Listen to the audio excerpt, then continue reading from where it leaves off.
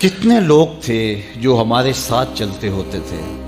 آپ ذرا اپنے ذہن پہ زور دیں۔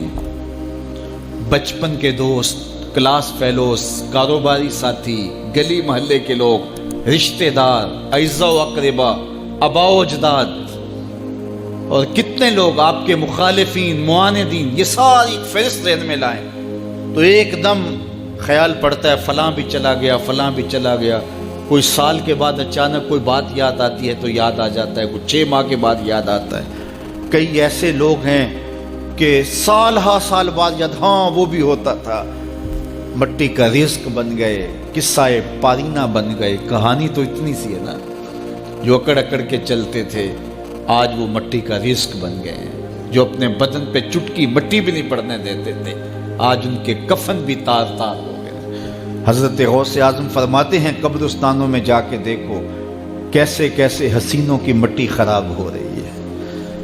اللہ اکبر، بدن خاک میں مل گئے، ہڈیاں چور چور ہو گئی، ریزہ ریزہ ہو گئی، قبروں کے نشان بھی مٹ گئے، کتبے بھی ٹوٹ گئے، مٹ گیا مشتاق دل سے رنگ یاد رفتگاں، پھول مہنگے ہو گئے، قبریں پرانی ہو گئی۔ کون کسی کو یاد کرتا ہے؟ اور اسی طرح ہم مل کے مٹی کا رزق بننے والے ہیں، لیکن کوئی ایسا کام چھوڑ جائیں گے، اپنے رب سے جڑ جائیں گے، اپنے رب کے بندوں سے جڑ جائیں گے، رسول کریم کے دامن کو تھام لیں گے تو پھر موت بھی مرنے نہیں دے گی۔ پھر سرخرو اور سر بلند ہوں گے، پھر عزتوں کے تاج سروں پہ رکھے جائیں گے، وقار کی مسند پہ بٹھائے جائیں گے۔ فقیر نام تنا دا باؤ، قبر جنہ دی جیوے ہو۔ پھر قبروں پہ بھی چراغاں ہوگا جب ہم ان سے جڑ جائیں گے۔ تو یہ مختصر زندگی کی تمام تر لطافتوں کے حصول کے ساتھ گزرنی چاہیے۔ کتنے نوجوان ہیں جنہوں نے اپنی توبہ کو مؤخر کیا تھا بڑھاپے کے لیے، اور آج قبرستانوں میں دفن ہیں۔ آپ جا کے قبرستانوں میں دیکھیں، وہ سوچتے تھے کہ ابھی تو جوانی ہے، جوانی سے لطف اندوز ہو لیں، بڑھاپے میں توبہ کر لیں گے، لیکن بڑھاپا نہیں آیا، موت آ گئی۔ موت تو برحق ہے، یہ تو آ کے رہنی ہے، لیکن بڑھاپا لازمی نہیں ہے کہ ضروری آئے۔ حضرت امام غزالی نے ایک بڑی خوبصورت بات لکھی، فرماتے ہیں معاشرے میں نظر دوڑا کے دیکھو، زیادہ بچے ہیں، زیادہ جوان ہیں یا زیادہ بوڑھے ہیں؟ تو کہا آپ کو بچے زیادہ ملیں گے۔ ہر گھر میں دیکھ لیجئے، بچے زیادہ ہوں گے، جوان ان سے کم ہوں گے، بوڑھے ان سے کم ہوں گے۔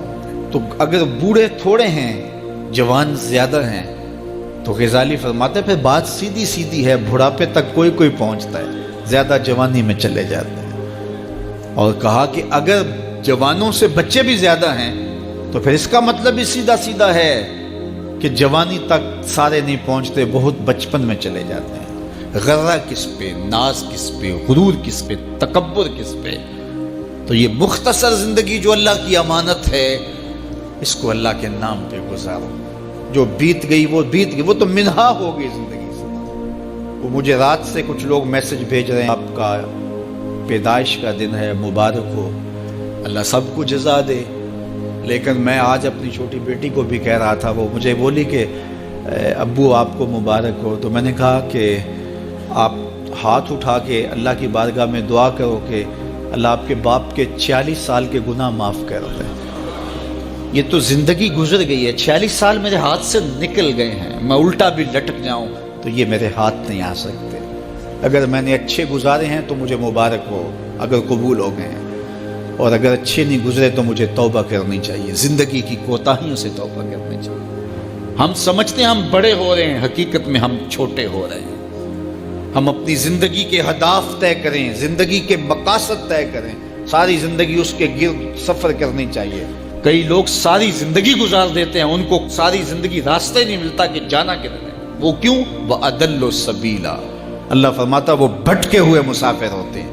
اللہ سے راستہ مانگو، آہستہ چلو لیکن منزل کا تعین کر کے بڑھو، بڑھتے رہو، منزل تمہارا استقبال کرے گی۔ آج مشکل ہے تو کل آسانیاں ہوں گی۔ تو یہ زندگی تیزی کے ساتھ کٹ رہی ہے، لمحہ لمحہ میں اور آپ موت کے قریب ہو رہے ہیں۔ قبل اس سے کہ وہ وقت آئے کوئی حجت باقی نہ رہے، مجھے اور آپ کو اپنی آخرت کی تیاری کی کوشش کرنی چاہیے۔